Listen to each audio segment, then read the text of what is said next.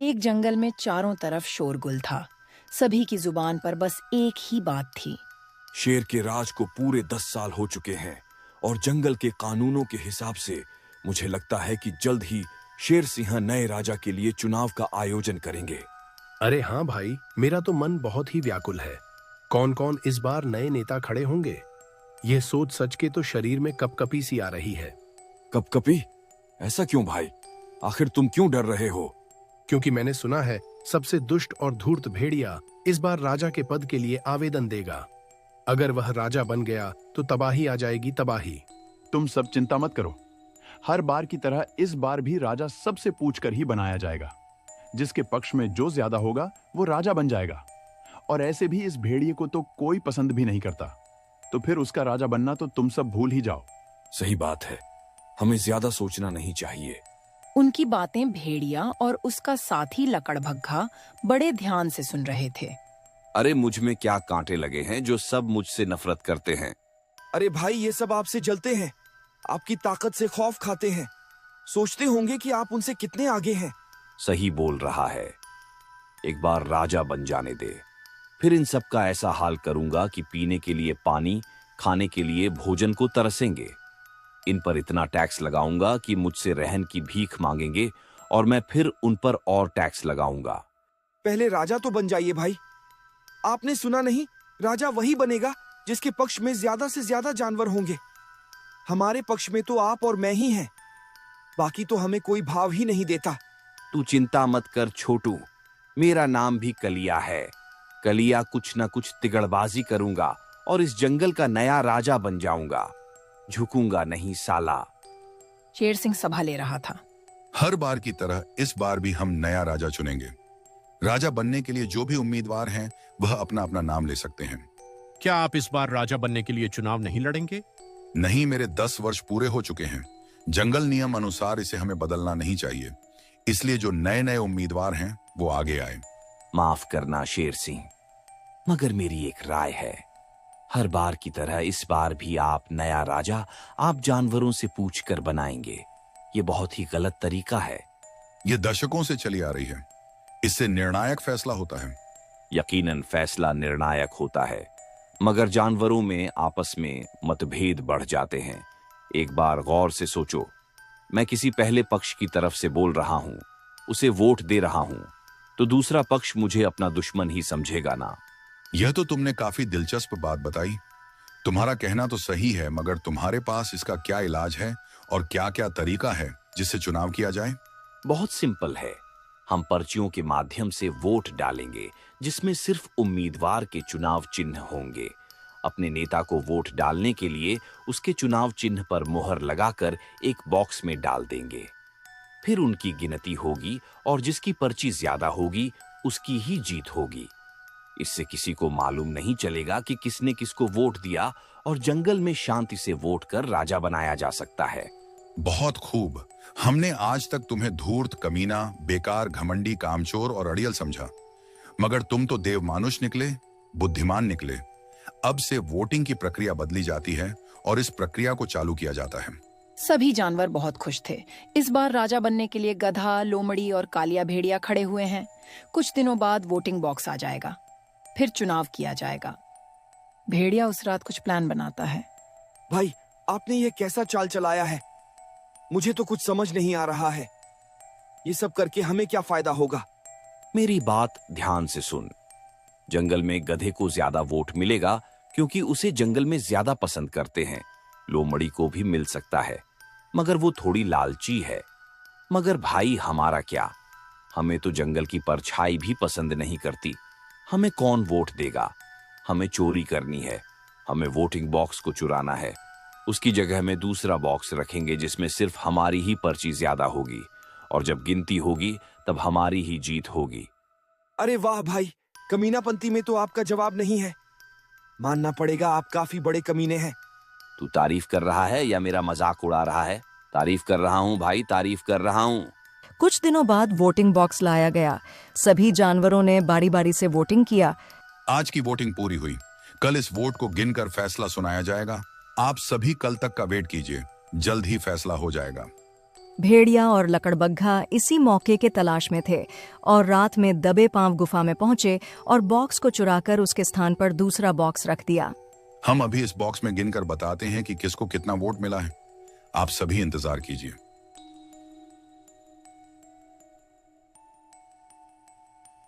मुझे बहुत ही हैरानी हुई है। मुझे समझ नहीं आ रहा है कि मैं कैसे बताऊं। बताइए महाराज, क्या बात है? साफ साफ बोलिए। 400 वोट गधे को मिला है और 450 वोट भेड़िए को मिला है और इसी कारण भेड़िया इस वोट में आगे है और अब अगला राजा भी बनेगा। सभी हैरान परेशान हो गए, मगर नियम अनुसार भेड़िया को नया राजा बनाया गया। भेड़िया को मानो इसी चीज का इंतजार था। राजा बनते ही भेड़िए ने अपना रंग दिखाना शुरू कर दिया। जिन्होंने मुझे वोट दिया है, मैं उनका तहे दिल से शुक्रिया अदा करना चाहता हूँ। मुझे आप सभी ने जिताया है। मैं भी आपके लिए कुछ ना कुछ जरूर करूंगा। मैं इस जंगल में नया कानून बनाने वाला हूँ। आप सभी को इस जंगल की भलाई के लिए मुझे टैक्स देना होगा, यानी कि कर चुकाना होगा। उस टैक्स से मैं जंगल का निर्माण करूंगा। क्या किसी को कुछ पूछना है? यह गलत है। जंगल में तुम आखिर क्या बनाओगे? यही पेड़ पौधे हैं, नदी है, जंगल है, और इसमें तुम क्या ही बना लोगे? चुप हो जा। मैंने जो कहा है वह मेरा आदेश है। मैं राजा हूं। जो भी मैं बोलूंगा वही कानून होगा। मेरे नियम का पालन किया जाएगा। भेड़िया अब जंगल में अत्याचार मचाने लगा। सभी जानवर कुछ दिनों में ही परेशान हो गए। शेर सिंह, कुछ कीजिए। ये भेड़िया हमें खत्म कर देगा। इसके कानून सब बेमतलब है। बिना किसी कारण का टैक्स फालतू है। वो तो बस अपना बदला पूरा कर रहा है। मुझे मालूम है, मगर 10 सालों तक हम कुछ नहीं कर सकते। 10 सालों बाद ही चुनाव हो सकता है। उसके पहले हम कुछ नहीं कर सकते। सभी जानवर मायूस होकर वहां से चले जाते हैं। देखते ही देखते 5 साल बीत जाते हैं, मगर भेड़िया का आतंक आज भी जारी था। फिर सब शेर के पास जाते हैं। अब बहुत हुआ। इस राजा को हमें इस जंगल से बाहर करना ही पड़ेगा, वरना हम जीवित नहीं रह पाएंगे। कुछ तो करना ही होगा। एक ही रास्ता है, तख्ता पलट। इस भेड़िए को हमें विवश करना होगा ताकि इस जंगल में दोबारा वोट हो सके, क्योंकि मुझे पिछले वोटिंग में कुछ गड़बड़ नजर आ रही है। इसलिए मैं जो जो कहता हूं वैसा ही करना। शेर उनको अपनी योजना बताता है। तुम सब यहाँ क्या करने आए हो, और वो भी इतनी संख्या में? हम सब तुम्हें गद्दी से हटाने आए हैं। हमें जंगल में दोबारा चुनाव करवाना है। तुम सब पागल हो गए हो क्या? 10 साल बाद मुझे हटाया जा सकता है। इसके पहले कोई भी मुझे नहीं हटा सकता। हमें मालूम है, इसलिए अगर तुम दोबारा चुनाव के लिए नहीं मानते तो हम सब जंगल छोड़कर चले जाएंगे। फिर सिर्फ तुम ही इस जंगल में अकेले रह जाओगे। अरे भाई, ये सब तो पूरी तैयार होकर आए हैं। अगर हमने मना किया तो सबके सब जंगल छोड़ देंगे, तो फिर हम किसका शिकार करेंगे? क्या खाएंगे? बात तू सही कह रहा है। ऐसे भी दोबारा चुनाव होगा तब भी हम ही जीतेंगे। वहीं पंतरा आजमाएंगे, इन्हें दोबारा मूर्ख बनाएंगे। ठीक है, ठीक है, मैं दोबारा चुनाव के लिए राजी हूं, मगर मेरी एक शर्त है। दोबारा उसी तरह ही चुनाव होगा जैसा पिछली बार हुआ था। सभी जानवर शेर सिंह के पास पहुंचे और सारी बात को बताई। शेर ने चुनाव की तैयारी करनी चालू कर दिया। जैसा चुनाव चल रहा था वैसा ही चुनाव करवाया गया। सभी जानवरों बारी बारी से वोट दिया और वोट बॉक्स को शेर सिंह अपने साथ ले गया। रात हो गई है, हमें अपना काम करना चाहिए। चल मेरे साथ और नकली बॉक्स को भी उठा ले। दोनों दबे पांव गुफा में घुसे और बॉक्स को चुरा लिया और नकली बॉक्स फिर से दोबारा रख दिया। आज फिर से चुनाव की गिनती होगी, मगर आज सबके सामने ही होगी, ताकि किसी को ऐसा ना लगे कि कोई गलती या वोटों के साथ छेड़छाड़ हुई हो। गधे को 848 वोट मिले हैं, जबकि भेड़िए को सिर्फ मात्र 2 वोट ही मिले हैं। इसलिए गधा यह चुनाव जीत गया है। भेड़िया जैसे ही सुनता है हक्का बक्का रह जाता है। ये कैसे हो सकता है? ये नामुमकिन है। जरूर तुमने गलती की है। मैंने तुम्हारे सामने ही वोटों की गिनती की है। इसमें सारे वोट गधे को मिला है। तुम्हें मात्र 2 वोट ही मिला है। क्या बकवास कर रहे हो? मैंने सभी वोट अपने नाम का डाला था, तो फिर यह सारे वोट गधे को कैसे मिल सकते हैं? इसमें सिर्फ मेरा ही पर्ची है। रात भर मैंने इसमें अपनी पर्ची डाली है। गुस्से में भेड़िए ने सच बोल दिया था। सभी जानवर उससे पूछने लगे, तुमने वोट बॉक्स के साथ क्या किया है? हमें सच सच बताओ भेड़िए, वरना अच्छा नहीं। ये कुछ नहीं बताएगा। मैं बताता हूं। ये मेरी गुफा में आए थे और असली चुनाव बॉक्स को चुराकर नकली बॉक्स को रख दिया। मगर इन्हें मालूम नहीं था, मैंने भी इन पर नजर रखी हुई थी और मैंने भी नकली बॉक्स रखा था जो पूरी तरह खाली था, जिसे यह उठा के ले गए। ये झूठ बोल रहा है, मैंने ऐसा कुछ नहीं किया, मैं निर्दोष हूं। हमें सब मालूम है भेड़िए, कौन सच्चा है और कौन झूठा है। अब गधा महाराज ही असली दोषी को सजा सुनाएंगे। मैं राजा होने के मुताबिक यह फैसला सुनाता हूं कि भेड़िए को आजीवन इस जंगल में चुनाव नहीं लड़ने दिया जाएगा और भेड़िया जीवन भर जो जो इस जंगल में राजा बनेगा उसकी सेवा करेगा, उसका दास बन के रहेगा। बहुत समय पहले की बात है। एक घने जंगल में एक चालाक सियार रहता था। उसका नाम था चतुर सिंह। वह सियार खुद को जंगल का सबसे बुद्धिमान जानवर मानता था। वह हर किसी को बुद्धू बनाकर अपना काम निकलवा लेता था और हमेशा सबका मजाक बनाया करता था। एक दिन उसके मन में एक विचार आया। मैं इतना चालाक और बुद्धिमान हूँ, लेकिन अभी तक मेरी शादी नहीं हुई। अगर मैं शादी कर लूंगा तो पूरा जंगल मुझे राजा मानेगा। यह सोचकर उसने यह बात पूरे जंगल में हवा की तरह फैला दिया। सुनो दोस्तों, अब मैं शादी करने जा रहा हूँ और मेरी शादी इतनी धूमधाम से होगी कि पूरा जंगल देखेगा। अरे सियार भाई, पहले ये तो बताओ कि तुमसे शादी करेगा कौन? तुम्हारे पास तो कोई ठिकाना भी ना। हाँ, दूसरे का खाना चुरा चुरा कर खाते हो। तुमसे शादी करेगा कौन? उसकी चिंता तुम लोग ना करो, बस मेरी शादी का इंतजार करो। तुम लोग देखना मेरी शादी कितनी धूमधाम से होगी और मैं इस पूरे जंगल का राजा कहलाऊंगा। ये कहकर सियार वहां से चला जाता है।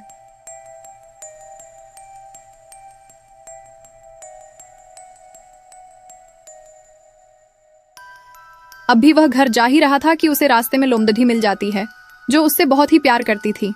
कहाँ जा रहे हैं सियार जी? सुना है आपकी शादी हो रही है। कौन है? ओह, मुझे भी बताइए, हम भी जानना चाहते हैं कि आपकी दुल्हन कौन बनेगी। हाँ, क्यों नहीं। मैं शेर की बेटी संध्या से शादी करूंगा और पूरे जंगल का राजा कहलाऊंगा। आप पागल तो नहीं हो गए हैं? शेर राजा आपको जान से मार देगा, वो आपको जिंदा नहीं छोड़ देगा। अगर आपको कुछ हो गया तो मेरा क्या होगा? अगर आपको कुछ हो गया तो मैं जी नहीं पाऊंगी। तुम चिंता ना करो, लोमदढ़ी मुझे कुछ नहीं होगा। तुम बस देखती जाओ मैं क्या करता हूँ। कुछ ही दिनों में मैं इस जंगल का राजा कहलाऊंगा। यह कहकर सियार आगे चला जाता है। अगले दिन वह शेर के यहाँ जाता है और शेर से बोलता है।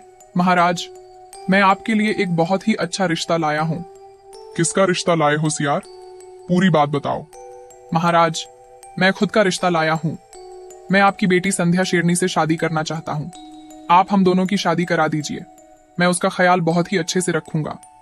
उसकी यह बात सुनकर शेर को बहुत ही क्रोध आया और वह गुर्राते हुए बोला, अरे मूर्ख सियार, तेरी हिम्मत कैसे हुई ऐसी बात करने की? मैं चाहूं तो अभी तुझे जान से मार दूंगा। लेकिन सियार फिर भी डरा नहीं। महाराज, आप सोचिए, मैं चालाक हूँ, बुद्धिमान हूँ और मैं आपकी बेटी को बहुत ही खुश रखूंगा। वैसे भी शेर के घर का दामाद सियार ही बनता है। शेर को सियार की बात सुनकर थोड़ा मजा आया। फिर उसने कहा, ठीक है, अगर तू मेरे 3 परीक्षाओं को पास कर लेगा तो मैं अपनी बेटी की शादी तुझसे करा दूंगा। अब तुम घर जाओ और कल सुबह मेरे पास आना। अगले दिन सियार शेर के पास पहुंचा। शेर ने उसके सामने अपनी पहली परीक्षा रखी। इस जंगल में जो सबसे तेज भागता है उसे पकड़ DDH कर लाओ। यह सुनकर सियार भागता हुआ जंगल में गया और खरगोश को पकड़ DDH लाया। सियार के इस परीक्षा में पास देखकर शेर खुश हुआ। फिर शेर ने अपनी अगली परीक्षा रखी। आज रात तुम चांद को मेरे लिए नीचे उतार लाओ। शेर की यह बात सुनकर सियार सोच में पड़ DDH गया, लेकिन वह हार नहीं माना। शाम को वह शेर को एक तालाब के पास ले गया और बोला,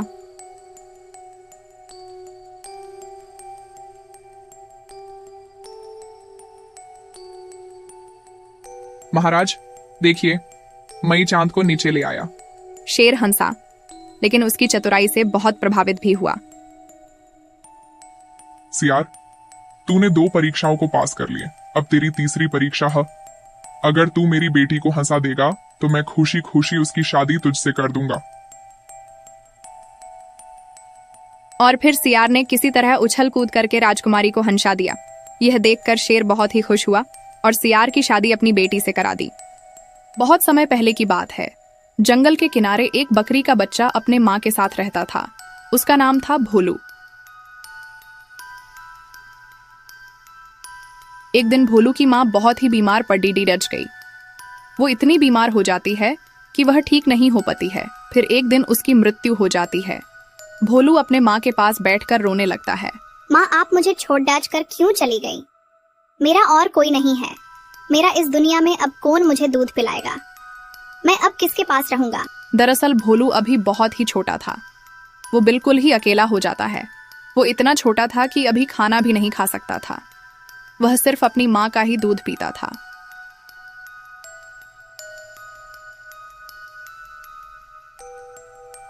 वह छोटा जरूर था, लेकिन उसके में बहुत ही समझ थी। वह जैसे तैसे अपने माँ की शरीर को गड्ढे में धकेलता है और ऊपर से मिट्टी डालकर उसे दफना देता है। इस काम में उसका कोई साथ नहीं देता है। माँ के मरने के बाद वह बहुत ही अकेला हो जाता है। वह दूसरे बकरों के साथ घुलने मिलाने की कोशिश करता है, लेकिन जैसे ही वह दोस्ती करने की कोशिश करता है, उसे बाकी बकरे भगा देते हैं।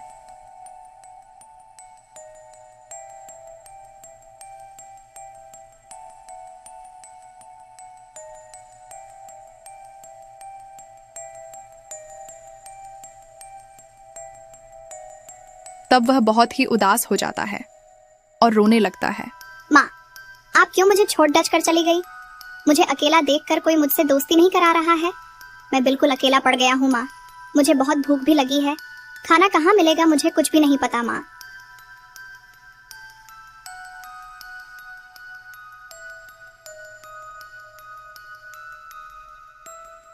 फिर भोलू रोते रोते जंगल की ओर चला जाता है।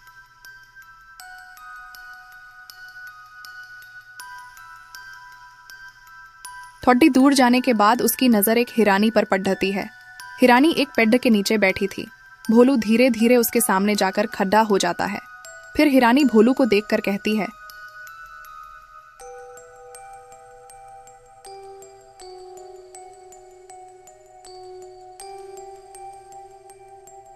तुम कौन हो और इस जंगल में क्या कर रही हो? तुम जल्दी अपने घर वापस जाओ। तुम अभी बहुत छोटे हो। इस जंगल में बहुत जंगली जानवर हैं। वो तुम्हें देखेंगे तो खा जाएंगे। तुम उनके सामने से भाग भी नहीं पाओगे। मौसी, मेरी माँ अब जीवित नहीं है। कुछ दिन पहले उनकी मौत हो गई है। इस दुनिया में मेरा कोई नहीं है। मैं बिल्कुल अकेला हूँ। कोई मुझे साथ रखना नहीं चाहता। हर कोई मुझे दूर कर देता है। मुझे अपने पास रहने दो ना मौसी। मैं इस जंगल के बारे में कुछ नहीं जानता। ये सब तुम क्या कह रहे हो? मैं अपने साथ एक बकरी के बच्चे को नहीं रख सकती। तुम यहाँ से चले जाओ। मैं किसी और के बच्चे की जिम्मेदारी नहीं ले सकती। मौसी, मुझे अपने पास रहने दो ना मौसी। समय आने पर मैं आपके बहुत कम आऊंगा। मेरा विश्वास करो, मेरा इस दुनिया में और कोई नहीं है। तुम मेरे किसी कम नहीं आओगे। चले जाओ, मेरे सामने से जल्दी चले जाओ। फिर दुखी होकर रोते रोते भोलू वहां से चला जाता है। उसे अपनी माँ की बहुत याद आ रही थी। वह अब चलते चलते बहुत ही थक चुका था और उसे बहुत भूख भी लगी थी। भोलू रोते रोते एक पेड़ के नीचे बैठ जाता है। तभी पेड़ के ऊपर से एक तोता उससे कहता है, तुम क्यों रो रहे हो? क्या हुआ है बताओ, शायद मैं तुम्हारी मदद कर दूं। बिना डरे तुम मुझे सब कुछ बता सकते हो। मुझे बहुत भूख लगी है। कुछ दिन से मैंने दूध भी नहीं पिया है। मुझे थोड़ा खाना दे सकते हो? क्या तुम दूध पीते हो? पर तुम्हें यहाँ दूध कहाँ से मिलेगा? मैं अपने बच्चों के लिए फल लाई हूँ। अगर तुम्हें फल खाना है तो थोड़ा तुम्हें उनके हिस्से से दे देता हूँ। थोड़ा रुको, मैं तुम्हारे पास आ रही हूँ।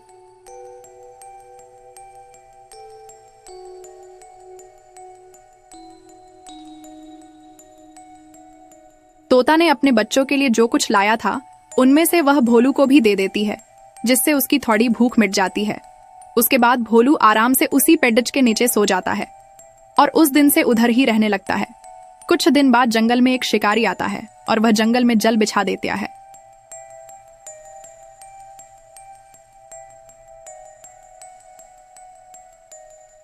थोड़ी देर बाद जब हिरानी वहां से गुजरती है तब वह उस जाल में फंस जाती है। हिरानी जाल से बाहर निकलने के लिए छात पटती है, लेकिन वह नहीं निकल पाती है। तभी वहां तोते के बच्चों के साथ खेलते हुए भोलू वहां पहुंच जाता है और वह देखता है कि हिरानी शिकारी के जल में फंस गई है। अरे, मुझे इस हिरानी की मदद करनी चाहिए। ये बेचारी जाल से निकल नहीं पा रही है। थोड़ी देर मवेशी आ जाएंगे और इस हिरानी को पकड़ डिहच कर ले जाएंगे। मुझे कुछ करना होगा। नहीं नहीं, हमें जल्दी ही यहाँ से भागना होगा, नहीं तो शिकारी आके हमें भी पकड़ डिहच कर ले जाएंगे। जल्दी भागो, चलो यहाँ से। नहीं, तुम दोनों जाओ, मुझे इसकी मदद करनी ही पड़ेगी। मैंने इसे एक बार कहा था कि मैं कभी ना कभी तुम्हारे काम आ सकता हूँ। भोलू उन दोनों की बात नहीं मान और हिरानी को बचने चला गया। भोलू हिरानी के पास गया और अपने दांतों से जल को काटने लगा। फिर हिरानी भोलू को देखने लगी और उसको अपने से भगा देने पर बहुत ही शर्मिंदा होने लगी।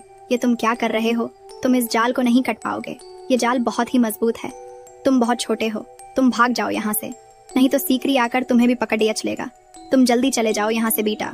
हाँ, मैं बहुत छोटा हूँ, लेकिन ये जल काटना मेरे लिए कोई मुश्किल नहीं है। तुम चुप रहो और देखो मैं तुम्हें यहाँ से कैसे निकलता हूँ। हिरानी भोलू की हिम्मत देखकर हैरान हो जाती है।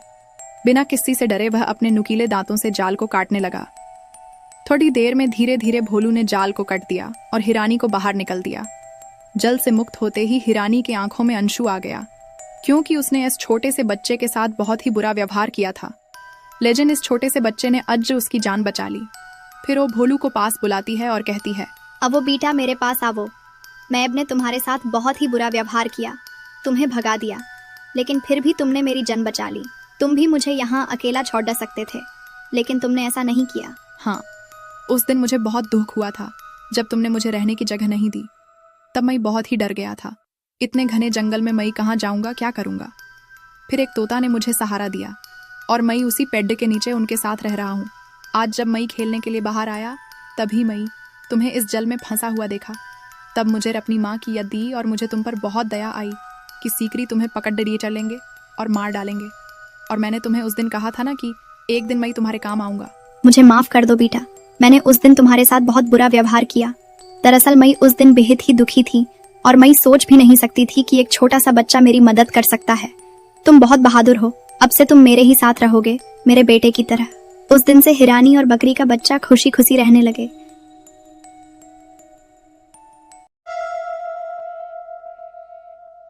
जोरों से भूख लग रही है, कुछ शिकार भी नहीं मिल रहा है। क्या करूं, कुछ समझ नहीं आ रहा है। वहीं एक खरगोश उछलता कूदता वहां पहुंचता है। अरे रुक रुक, ये क्या ले जा रहा है? जरा मुझे दर्शन तो करा दे। तेरी अम्मा का गहना चुरा के ले जा रहा हूँ, तुझे दिखाई नहीं देता? गाजर है गाजर। अरे ये क्या बात हुई? प्यार से पूछा, यहाँ हूँ। प्यार से जवाब नहीं दे सकता क्या? अगर मुझे गुस्सा आ गया तो यहीं कच्चा चबाकर थूक दूंगा। चल चल, हवा आने दे। शेर खान के हुक्म के मुताबिक तो क्या तेरा पूरा खानदान भी शिकार नहीं कर सकता? अब उस अड़ियल ने क्या घोषणा कर दी, मुझे भी बता। कोई भी शिकारी जो इस जंगल का वासी है, वो इसी जंगल के किसी भी प्राणी का शिकार नहीं कर सकता। यह एक दंडनीय अपराध है। सुन लिया? अब चल आगे से हट। यह पागल हमेशा क्या क्या घोषणा करता रहता है। इसकी घोषणा के कारण आज 4 इंच का पिद्दी मुझे 4 बातें सुना के चला गया। भला हो शेर खान का जो शिकार पर रोक लगा दिया, वरना कब कहां से कोई शिकारी आ जाए पता नहीं चलता था। अरे मेरा आशिक इतना फट्टू है, मुझे आज मालूम चला।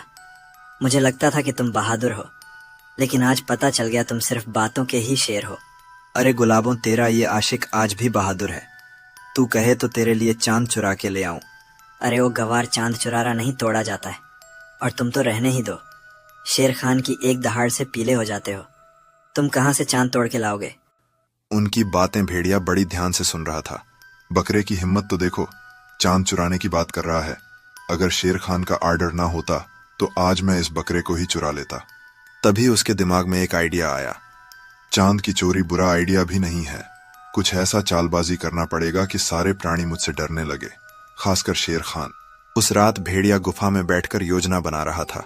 कुछ दिन बाद भेड़िया जानवरों के बीच एक घोषणा करता है।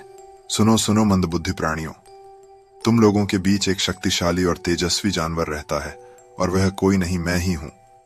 तुमने कौन सा नशा किया है जो इतना बकवास कर रहे हो? हम तुम्हें सालों से जानते हैं। तुम्हारे पास शक्ति तो दूर की बात है, हिम्मत भी नहीं है। मूर्ख प्राणी, लगता है तुम सबने मेरे पूर्वजों के बारे में नहीं सुना है, वरना अब तक ये सवाल नहीं करते। अच्छा, ऐसा क्या था तेरे पूर्वजों के पास जो तू आज इतना बोल रहा है? जरा हमें भी बता। तो फिर ध्यान से सुन। मेरे पिता, फिर मेरे दादा, फिर परदादा और फिर मेरे अनगिनत दादा चांद को पकड़कर एक रात के लिए छुपा लेते थे। अब मैं 18 वर्ष का हो चुका हूं। अब मेरे पास भी यह शक्तियां हैं। मैं भी चांद को चुरा सकता हूं। भाइयों एवं उनकी भाभियों, मुझे लगता है कि भेड़िए भाई का अंतिम समय आ चुका है। उनका दिमाग अब काम नहीं कर रहा है, इसलिए अब हमें भी यहाँ से चलना चाहिए। क्या पता अगला नंबर हमारा ही हो। अरे जाओ जाओ, कल मैं चांद को चुरा कर यह साबित कर दूंगा कि मुझ में भी मेरे पूर्वजों की शक्तियां हैं। मैं मामूली भेड़िया नहीं हूं। रात को सभी आसमान की तरफ टकटकी लगाकर देख रहे थे, मगर चांद निकला ही नहीं। अरे बाप रे, भेड़िया तो सच कह रहा था। वो सच में ताकतवर है। उसने चांद को चुरा लिया है। लगता है अब उसके पास उसके पूर्वजों की शक्ति मिल चुकी है। लेकिन अगर भेड़िया ने चांद को नहीं छोड़ा तो अब क्या होगा? अगले सुबह भेड़िया जानवरों के बीच पहुंचा। कल तुम सबने मेरी असीम शक्ति को देखा होगा। मैं मामूली भेड़िया नहीं हूं, चांद को चुराने वाला मायावी भेड़िया हूं। अब सब तुम मेरे सामने झुककर सलाम करो। माना कि तुम शक्तिशाली हो, मगर तुम जो कर रहे हो वो गलत है। तुम किसी को गुलाम नहीं बना सकते। ऐसे कैसे तुम राजा बन सकते हो? इससे पहले मुझसे मुकाबला करना पड़ेगा। अगर मैं हार गया तो तुम राजा बन जाना। तुम सच में मूर्ख हो। मैंने चांद को पकड़ लिया है, लेकिन तुम्हें अब भी समझ नहीं आता मैं कितना ताकतवर हूं। मैं तुम्हें भी पकड़ सकता हूं और हमेशा के लिए कैद में डालकर तुम्हारी आजादी छीन सकता हूं। शेर डर जाता है क्योंकि उसे भेड़िए की बात में सच्चाई नजर आती है और वहां से भाग जाता है। सबसे पहले मैं शेर खान के द्वारा बनाए गए कानून को खत्म करता हूं। अब से जंगल में शिकार किया जा सकता है। शिकारी कभी भी शिकार करेगा, कोई रोक टोक नहीं है। जानवरों को अपना आधा भोजन मुझे देना पड़ेगा, वरना अच्छा नहीं होगा। सभी डरकर भेड़िए की बात से सहमत हो जाते हैं। अब भेड़िया मजे से दिन काटने लगा, मगर एक रात चांद का एक भाग निकल आया। उसे देखकर सभी चौंक गए। भेड़िए के पास पहुंचे। क्यों भाई भेड़िए, तुमने बोला था कि चांद को तुमने पकड़ लिया है, तो फिर यह चांद कैसे नजर आ रहा है? भेड़िया थोड़ा घबरा जाता है और कहता है, अरे ये मेरी कृपा से बाहर आया है। मुझसे गुहार लगा रहा था तो मुझे दया आ गई और मैंने आज चांद को थोड़ा छोड़ दिया है। तो क्या कल तुम इसे दोबारा पकड़ लोगे और पकड़कर कहां ले जाओगे? नहीं, कल मैं थोड़ा और छोड़ दूंगा। धीरे धीरे यह पूरा गोल हो जाएगा। जब तक तुम सब मेरी बात मानोगे, मैं चांद को नहीं पढ़ूंगा। लेकिन किसी ने भी मेरे खिलाफ बगावत की तो मैं हमेशा के चांद को पकड़कर कैद में डाल दूंगा। फिर यह जंगल हमेशा के लिए अंधकारमय हो जाएगा। सभी भेड़िए की बातों में आ गए और डर से उसकी पूजा करने लगे। इस डर का फायदा उठाते हुए भेड़िया जंगल में उद्यम मनाने लग जाता है।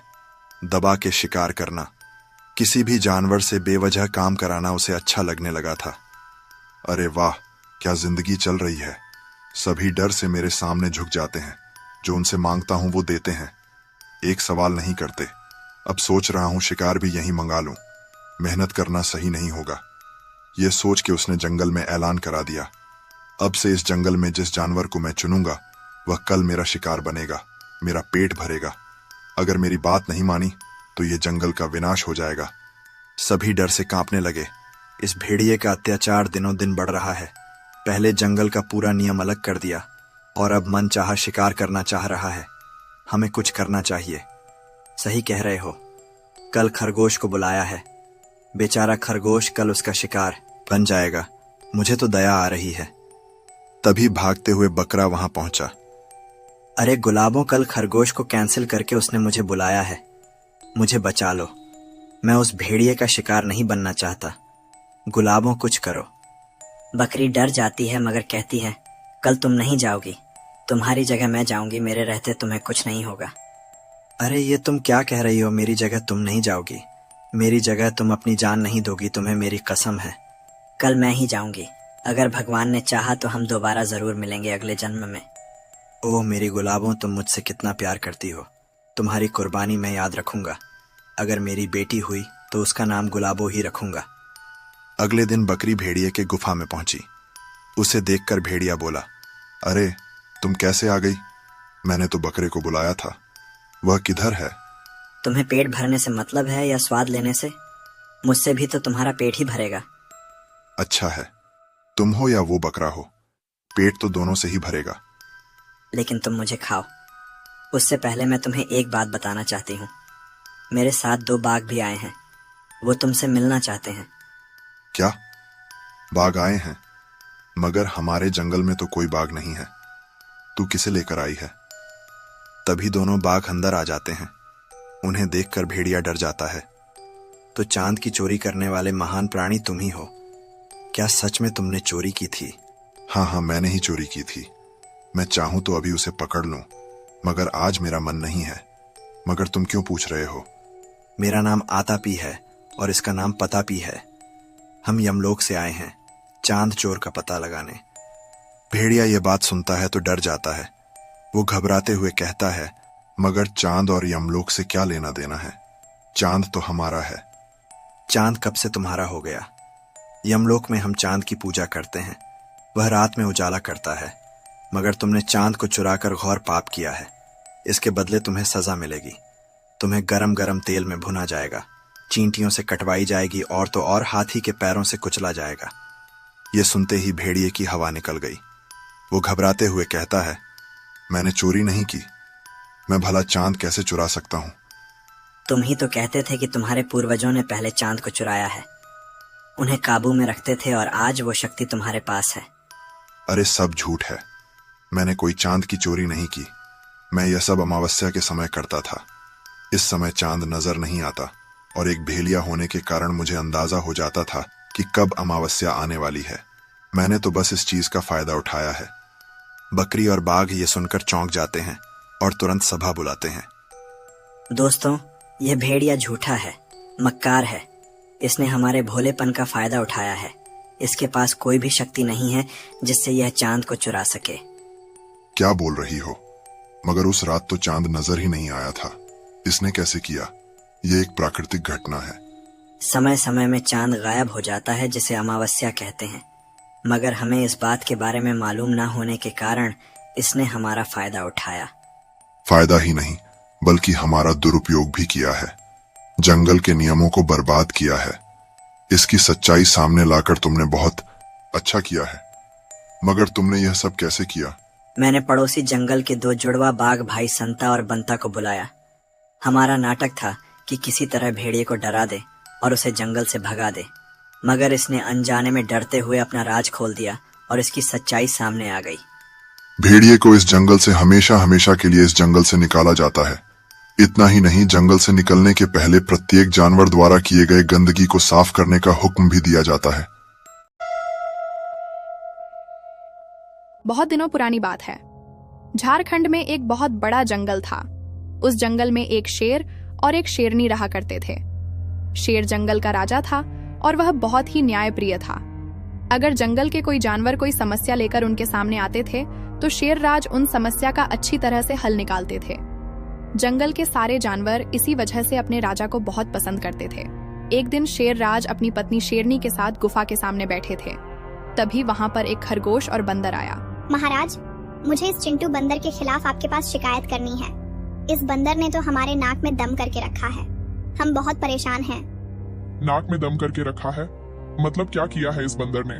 महाराज, मैं अपने बच्चों के साथ बैठकर गाजर खा रही थी।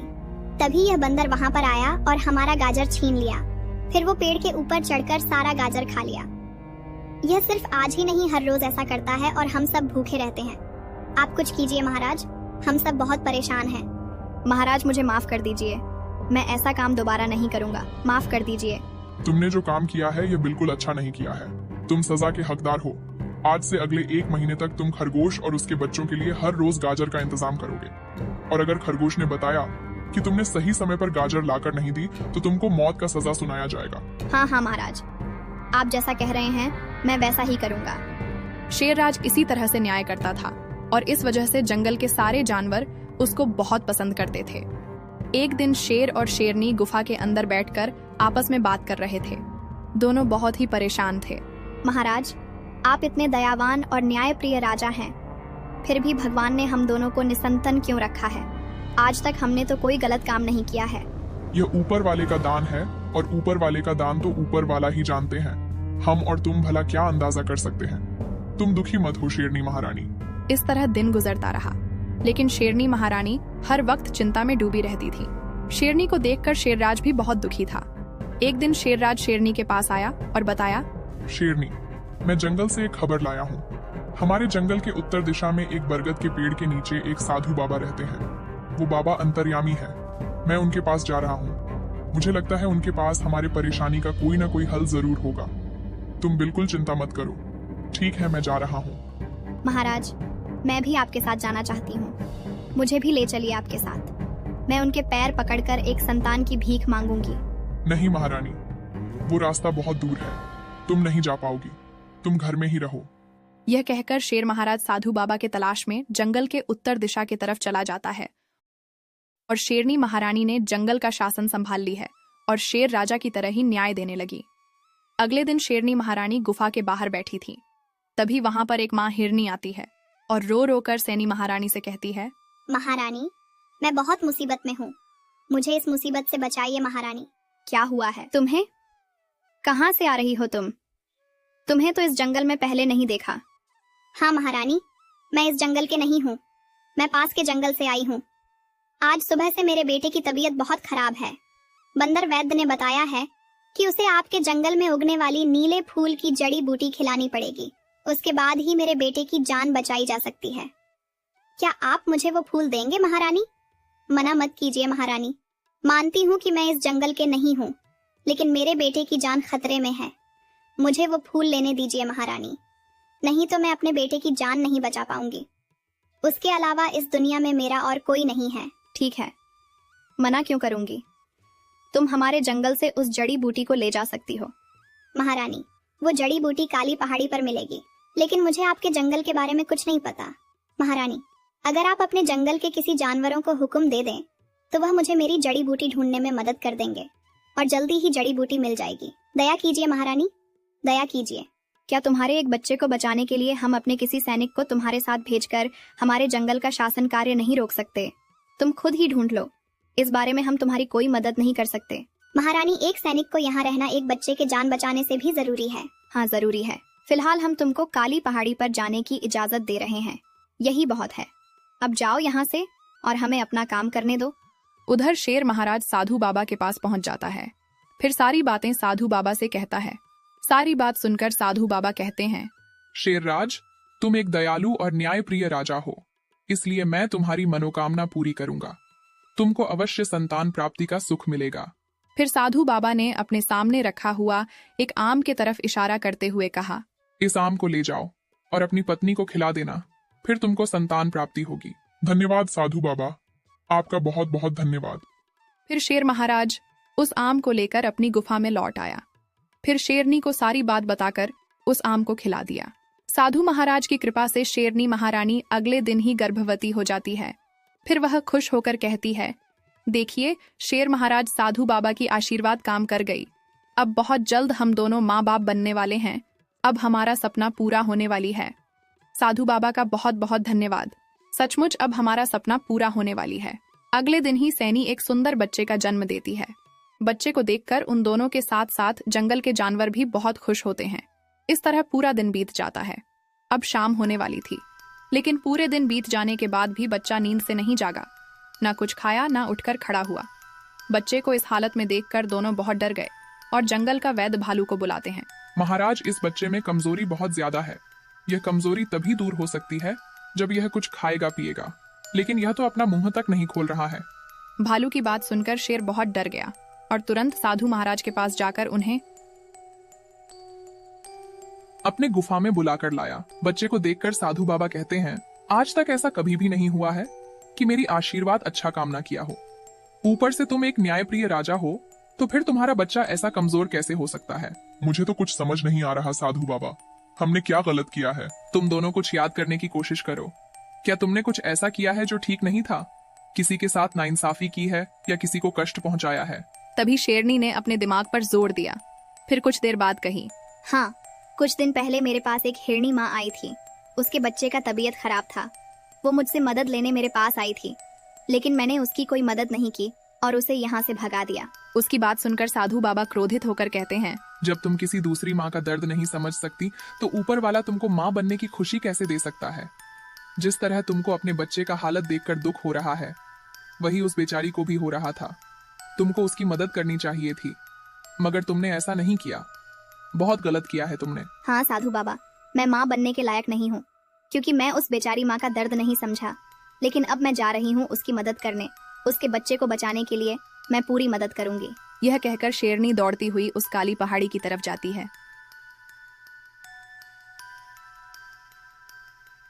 शेरनी ने बहुत जल्द काली पहाड़ी के नीचे पहुंच जाती है और वहां जाकर देखती है कि हिरनी माँ एक पेड़ के नीचे छुपकर खड़ी है, क्योंकि काली पहाड़ी के ऊपर चढ़ने वाले रास्ते में 2 लकड़बाघा बैठे थे। फिर सैनी महारानी हिरनी के पास जाती है और कहती है, मुझे माफ कर दो हिरनी बहन, मैंने उस दिन तुम्हारी मदद न करके ठीक नहीं किया, लेकिन एक माँ का दर्द अपनी संतान के लिए क्या होता है ये मुझे पता चल गया है। इस अन्याय के लिए मुझे बहुत बड़ा सजा मिल गया है। चलो मेरे साथ, मैं तुम्हें काली पहाड़ी के ऊपर ले जाऊंगी। शेरनी के मुंह से यह बात सुनकर वह बहुत हैरान हो जाती है। फिर उसके साथ आगे बढ़ती है। उधर हिरनी को देखकर दोनों लक्कड़बाघे के मुंह से पानी टपकने लगते हैं। अरे भाई देखो, एक हिरनी हमारी तरफ आ रही है, इसका मांस बहुत स्वादिष्ट होगा। हाँ भाई, मैं भी देख रहा हूँ, चलो इसका शिकार करते हैं। तभी शेरनी महारानी हिरनी को लेकर उनके सामने पहुंचती है और कहती है, हाँ, सिर्फ हिरनी नजर आ रही है और उसके साथ शेरनी महारानी नजर नहीं आ रही है ना? हाँ हाँ महारानी, आप भी हैं, मगर एक हिरनी के साथ कहिए महारानी कैसे आना हुआ? सुनो, इस हिरनी के बच्चे की तबीयत बहुत खराब है, हमें जल्द ही उसको बचाने के लिए नीले फूल वाले पौधे की जड़ी बूटी चाहिए, हमें जल्द ही वहाँ पर ले चलो। हाँ हाँ महारानी, आप हमारे साथ आइए, हम आपको फूल बगीचे में ले चलते हैं। फिर दोनों लक्कड़बाघे ने हिरनी माँ और सैनी को काली पहाड़ी के फूल बगीचे में ले जाते हैं। कई घंटों के मेहनत के बाद उन्हें नीला फूल नजर आया। महारानी, यही है वो नीला फूल का पौधा, मैं इसे उखाड़ देता हूँ, ये लीजिए।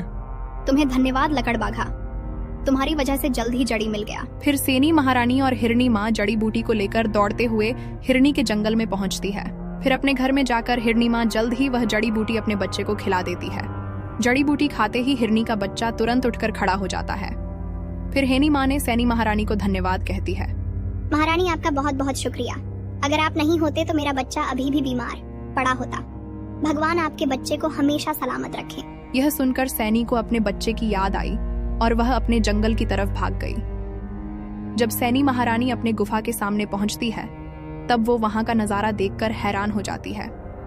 वो देखती है कि उसका बच्चा अपने पैरों पर खड़ा हो चुका था और वह अपनी माँ को देखकर हंस रहा था। उसके पास शेर महाराज और साधु बाबा खड़े थे। ये सब देखकर शेरनी कहती है, हे भगवान, तुम्हारा बहुत बहुत धन्यवाद, मेरा बच्चा बिल्कुल ठीक हो गया है। ये सब कैसे हुआ साधु बाबा, बताइए ना, ये सब कैसे हुआ? तुमने एक असहाय माँ के बच्चे की जान बचाई, तो भगवान ने तुमको भी वह खुशी दे दी जो तुमने उस माँ को दी। आज से यही करना, कोई भी प्राणी मुसीबत में पड़कर तुमसे मदद मांगे तो उसकी मदद करना, भगवान तुम्हें भी मदद करेंगे। मेरे गहने फिर चोरी हुई है, मुझे तुम्हारे घर की तलाशी लेनी ही पड़ेगी। शेरनी बाघ के घर छापा मारती है और गहना लेकर बाहर आती है। यह क्या है बाघ, तुमने फिर चोरी की? आज से तुम्हें इस जंगल में रहने का कोई हक नहीं है। रात का समय था। लोमड़ी बड़े आराम से सोई हुई थी। तभी उसके कान में खर्राटे की आवाज आई। अरे यार, फिर वही आवाज हाल बेहाल हो गया है, देखती हूँ इसे। लोमड़ी बाहर निकली तो देखा आज भी बाघ जोर जोर से खर्राटे ले रहा था।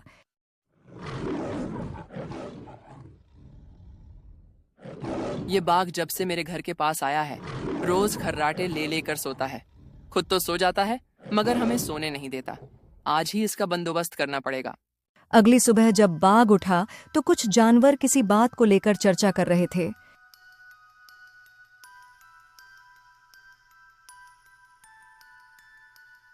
क्या हुआ दोस्तों, तुम सब यूं इकट्ठा होकर कहां जा रहे हो और तुम किस बारे में बात कर रहे हो?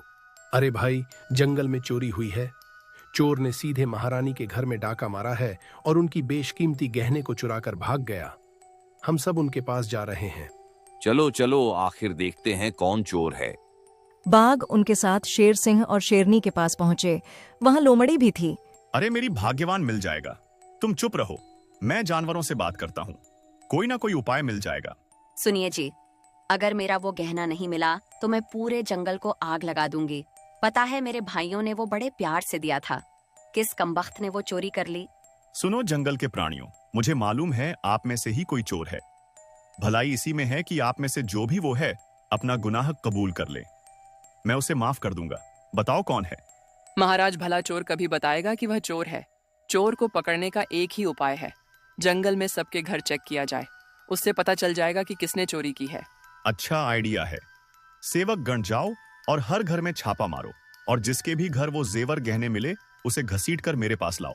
चीता और भेदिया गहने ढूंढने निकले। बारी बारी से उन्होंने हर घर चेक किया। उन्हें कुछ नहीं मिला।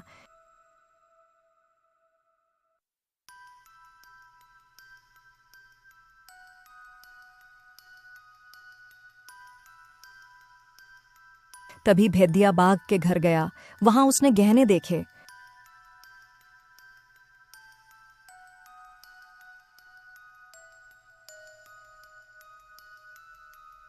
महाराज, यह रहा आपका गहना, और हमें यह गहना बाघ के घर से मिला है।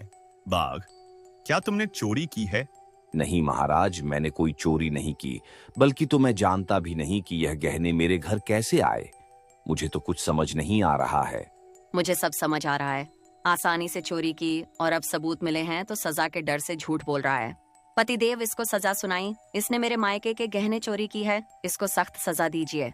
क्योंकि बाघ, यह गहने तुम्हारे घर से निकले हैं, इसलिए यह साबित होता है कि तुम ही चोर हो। तुम्हें जंगल में चोरी करने और झूठ बोलने के जुर्म में इस जंगल से 1 महीने के लिए जंगल से निकाला जाता है। बेचारा बाघ कुछ भी नहीं बोल पाता। उसे बहुत शर्मिंदा महसूस होता है और वहां से चला जाता है। कुछ दिनों बाद, अरे वाह, कितनी सुकून भरी रात गुजर रही है। बाघ के घर में गहना डालने का तरीका अच्छा था। काश उसे जीवन भर उसे जंगल से बाहर रहने की सजा मिल जाती।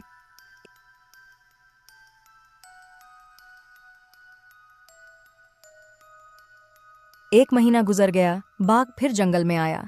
जिस भी प्राणी ने मुझ पर यह गंदा इल्जाम लगाया है, मैं उसे अच्छे से सबक सिखाऊंगा।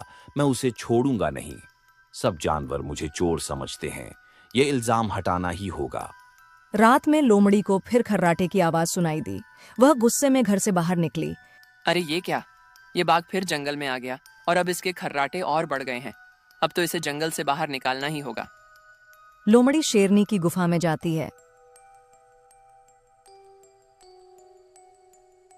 और फिर गहने की चोरी करके बाघ के घर में रखकर चली आती है। अब इस बाघ की जंगल से पूरी तरह छुट्टी हो जाएगी। अगले दिन जंगल में फिर हंगामा चालू हो गया।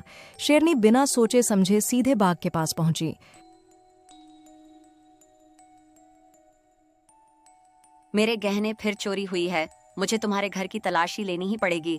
शेरनी बाघ के घर छापा मारती है और गहना लेकर बाहर आती है। यह क्या है बाघ, तुमने फिर चोरी की? आज से तुम्हें इस जंगल में रहने का कोई हक नहीं है। तभी एक भालू वहां आ पहुंचा। रुकिए महारानी, ये बाघ चोर नहीं है और ना ही किसी ने जंगल में चोरी की है। मैं इस घटना के पीछे के कारण को जानता हूँ। क्या कहना चाहते हो? भला चोरी हुई और जंगल में कोई चोर भी नहीं है? यह क्या बात हुई? मैं समझाता हूँ। कल रात में दवाई इकट्ठा करने के लिए जंगल में घूमने निकला। तभी मैंने देखा कि यह लोमड़ी एक गहना उठाकर बाघ के घर में छोड़कर सो गई। लेकिन मैंने एक खास बात नोट की। यह लोमड़ी नींद में चलती है और गहना चोरी करती है। मैं एक वैद्य हूँ और देखकर बता सकता हूँ कि किसको कौन सी बीमारी है। लोमड़ी, क्या तुम नींद में चलती हो? क्या यह भालू सच कह रहा है? बोलो लोमड़ी, क्या यह सच है? लोमड़ी जब ये सुनती है हक्की बक्की हो जाती है। उसे कुछ समझ नहीं आता। भालू के हाँ में हाँ मिलाने लग जाती है। हाँ महारानी, कई सालों पहले मुझे यह बीमारी थी, लेकिन मैंने इसका इलाज किया था, पर ना जाने यह बीमारी कब स्टार्ट हो गया। कोई बात नहीं, मेरे पास एक दवाई है जिसके इस्तेमाल से तुम बिल्कुल ठीक हो जाओगी। तुम्हारे लिए काढ़ा बनाकर लाया हूँ, इसे पी लो, पूरी तरह ठीक हो जाओगी। लोमड़ी ने जबरन वह काढ़ा पी लिया। ये क्या हो रहा है? ये पेट में गड़बड़ी क्यों हो रही है? लगता है दबा के गैस बन रही है। तभी लोमड़ी की गैस छूटने लगी, वो भी बड़ी बड़ी। ये हुई ना बात। अब सारी रात गैस निकालते रहना लोमड़ी। मुझे फंसाया था ना, अब देख क्या क्या करता हूँ। अगले सुबह लोमड़ी गपशप करने कुछ जानवरों के पास गई। और भाइयों, आज कुछ चोरी हुई कि नहीं? अगर हुई हो तो आकर मेरे। तभी अचानक लोमड़ी फिर से गैस छोड़ने लगी। अरे यह क्या कर रही हो लोमड़ी? इतना गैस क्यों छोड़ रही हो? कम से कम हम यहाँ हैं, इसका तो ख्याल कर लिया होता। हाँ भाई, इसके अंदर तो शर्म भी नहीं है। इतना खुला जगह है, मगर इसे यही करना है। जाओ, यहाँ से जाकर पेट साफ करो। लोमड़ी को बहुत शर्मिंदगी की महसूस हुई, क्योंकि लोमड़ी का इस चीज पर कोई कंट्रोल नहीं था। अब हर कोई लोमड़ी से दूरी बनाने लगा। एक दिन मेरे घर में फिर चोरी हुई है। हाय राम, जरूर वही लोमड़ी होगी। आज उसे सबक सिखाकर ही रहूंगा। मेरे घर में भी चोरी हुई है। उसकी बीमारी तो हम पर भारी पड़ती जा रही है। चलो साथियों, उसके घर जाकर पता करते हैं कि उसने सामान कहाँ रखा है। सारे लोमड़ी के घर पहुंचते हैं, पास में ही सभी चोरी का सामान मौजूद था। लोमड़ी बाहर निकल, आज फैसला हो ही जाए, या तुम इस जंगल में रहोगी या फिर हमें ही इस जंगल को छोड़कर जाना पड़ेगा। क्या हुआ साथियों? किस बात के लिए तुम इतने नाराज दिख रहे हो? कोई घटना हुई है क्या? लो कर लो बात। जिसने चोरी की उसे ही मालूम नहीं है। लोमड़ी रात में चलने की बीमारी का इलाज कराओ। तुम्हें मालूम है तुमने कितने घरों में चोरी की है? मुझे तो लगता है यह लोमड़ी नींद में चलने का कोई बहाना तैयार किया है ताकि यह हमारी चीजें चुरा सके और सजा से भी बच जाए। साथियों, इसे जंगल से बाहर निकाल दिया जाना चाहिए। नहीं नहीं, मुझे मत निकालिए। मैंने चोरी नहीं की। मुझे नींद में चलने की कोई बीमारी नहीं है। मुझे नहीं पता यह सामान कैसे मेरे घर आ जाता है। तभी शेर सिंह और शेरनी वहां पहुंचे। क्या नींद के बहाने तुमने चोरी करने का धंधा खोल लिया है? मुझे लगता है ये सब मेरे गलत कर्मों का फल है। जैसा मैंने बाघ के साथ किया था वही मेरे साथ हो रहा है। गलत कर्मों के फल? और तुमने बाघ के साथ क्या किया था? लोमड़ी, साफ साफ हमें बताओ। मैं इस बाघ के खर्राटों से बहुत परेशान हो गई थी। रात रात को इसके खर्राटे मुझे सोने नहीं देते थे। मैं इतना चिढ़ गई थी कि मुझे किसी भी तरह इसको मेरे घर के पास से भगाना चाहती थी। इसलिए मैंने शेरनी के गहने चुराकर इसके घर में रख दिए। मगर भालू ने ऐसा क्यों कहा कि तुम्हें रात में नींद में चलने की बीमारी है? यह सब मुझे इस बाघ ने कहने बोला था। यह 1 महीना मेरे घर में रहा। मैं समझ गया कि इसमें चोरी नहीं की होगी। तब हमने असली चोर को पकड़ने के लिए यह योजना बनाई। लोमड़ी, तुम इतनी खुदगर कैसे हो सकती हो? एक खर्राटे की वजह से किसी पर इतना गंदा इल्जाम लगाकर उसे जंगल से बाहर करने की योजना बहुत गलत है। इसकी सजा मिलेगी। बाघ तुम्हें सजा सुनाएगा। बोलो बाघ, क्या सजा दोगे? कुछ भी नहीं, मैं इसे कोई सजा नहीं सुनाऊंगा, बल्कि मैं अपने खर्राटे का इलाज करवाऊंगा। मेरी वजह से ही लोमड़ी ठीक से सो नहीं पा रही थी और उसने यह सब किया। कहीं ना कहीं मैं भी इसका कारण हूं। मुझे माफ कर दो बाघ, मेरी वजह से तुम्हारी बहुत बेइज्जती हुई। सब तुम्हें चोर समझने लगे और सजा भी सुनाई गई, मगर तुमने मुझे माफ कर दिया। बहुत बहुत शुक्रिया। बाघ, मुझे माफ करना, मेरी वजह से आपको सजा मिल गई। कोई बात नहीं महारानी, यह सब तब तो इत्तेफाक से हुआ, इसमें किसी की गलती नहीं।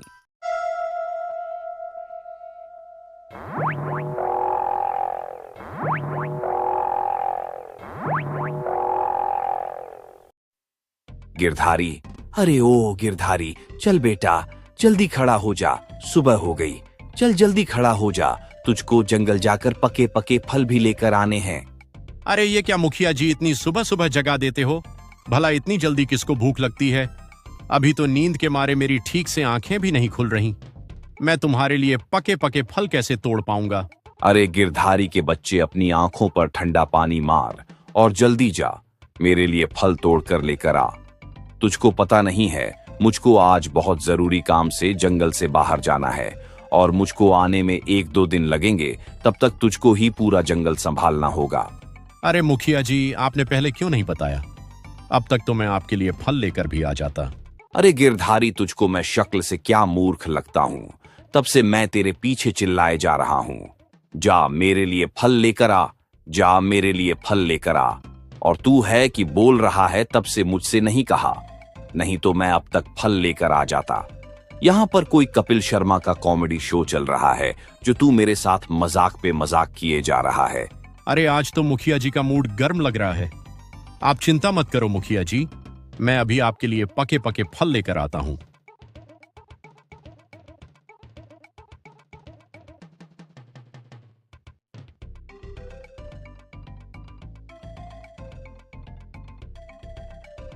और गिरधारी मुखिया जी के लिए पके पके फल लेकर आता है।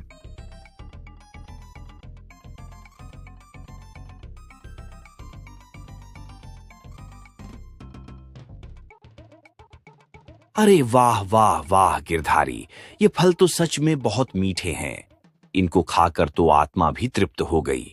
एक बात तो है गिरधारी, जब भी मैं तुमको डांट फटकार कर भगाता हूँ तो तुम उसी दिन बहुत पके हुए और मीठे फल लेकर आते हो।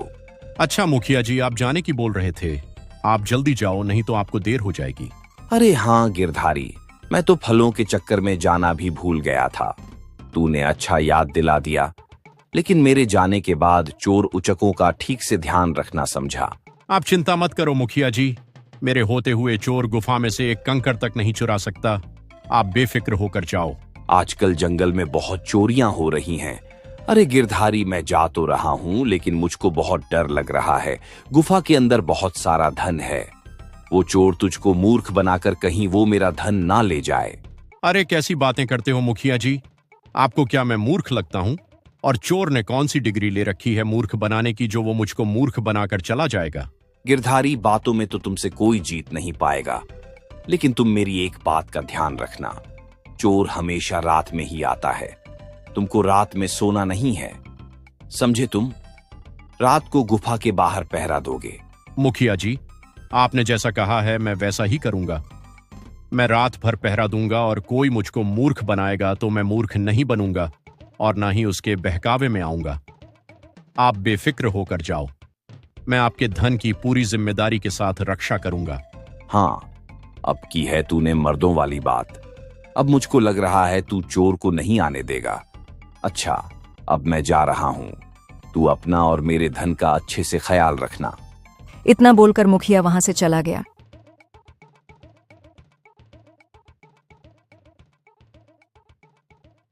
मुखिया जी ने कहा था कि चोर हमेशा रात को ही आता है, इसलिए रात को सोना नहीं पहरा देना है। कोई बात नहीं है, आज मैं पूरी रात पहरा ही दूंगा। देखता हूं वो चोर अंदर कैसे आता है। Left right, left right, left right. अरे वाह, बहुत मजा आ रहा है। आज तो मैं अपने आप को मिलिट्री का ऑफिसर फील कर रहा हूं।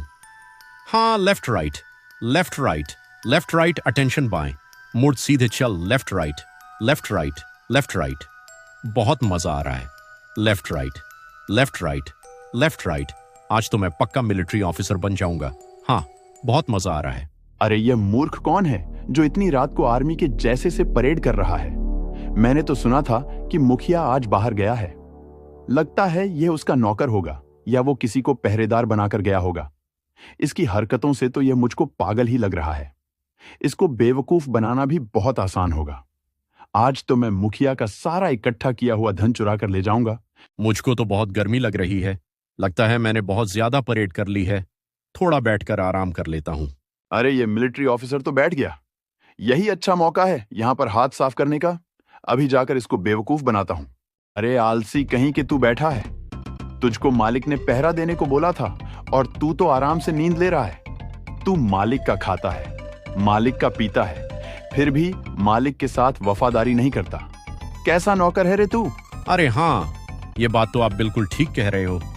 अभी खड़ा हो जाता हूं। अरे ये सब बताने वाले तुम कौन होते हो? हाँ, मैं कौन होता हूं अभी तुमको पता चल जाएगा। मुझको तुम्हारे मालिक ने भेजा है और कहा है कि उस आलसी पर नजर बनाए रखना, कहीं वह किसी चोर से चोरी ना करवा दे। इसीलिए मैं तुम पर नजर बनाए हुए था और जैसे ही तुम बैठे मैं तुरंत आ गया। मुझको तुम्हारे मालिक मुखिया जी ने भेजा है, समझे? क्या समझ गए? यही कि तुमको मेरे मालिक ने भेजा है मुझ पर निगरानी करने के लिए। कहीं मैं चोर को गुफा में ना घुसा दूं। एकदम बराबर कहा ना। अरे मूर्ख, तुम कुछ नहीं समझे। मुझको तुम्हारे मालिक ने भेजा है, इसका मतलब मैं तुम्हारा मालिक हूं और मुझको भूख लग रही है। जाओ मेरे लिए कुछ खाने को लेकर आओ। अरे इतनी रात को भला मैं तुम्हारे लिए क्या लेकर आऊंगा? फिलहाल गुफा में भी कुछ खाने को नहीं है। जो था वो सब मालिक खाकर चले गए। यह नहीं बताया तुमको मालिक ने। अरे मालिक क्या इतनी सीक्रेट बातें मुझको बताएंगे? क्या वो यह कहेंगे कि मेरे घर में खाने को कुछ नहीं है? तुम वहां पर कुछ नहीं मांगना। कैसा अजीब नौकर है तू। कब से मेरा खोपड़ा खाया जा रहा है। जाकर अंदर गुफा में फल रखे होंगे, फल खिला दे मुझको। हाँ, देखता हूं, अगर कुछ फल बचे होंगे तो लेकर आता हूं। और वो गुफा में अंदर गया।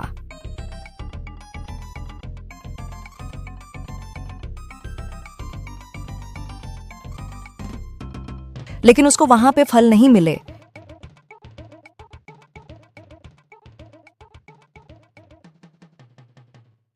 मैंने आपसे कहा तो था कि फल नहीं है।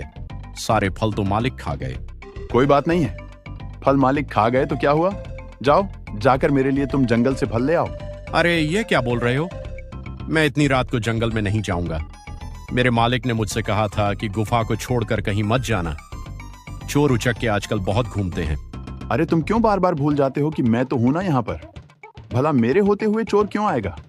मैं तुम्हारे मालिक की गुफा का अच्छे से ख्याल रखूंगा। वो मेरे भी तो परम मित्र हैं। जाओ तुम मेरे लिए फल लेकर आओ। और गिरधारी बिना कुछ बोले रात के अंधेरे में फल लेने चला जाता है।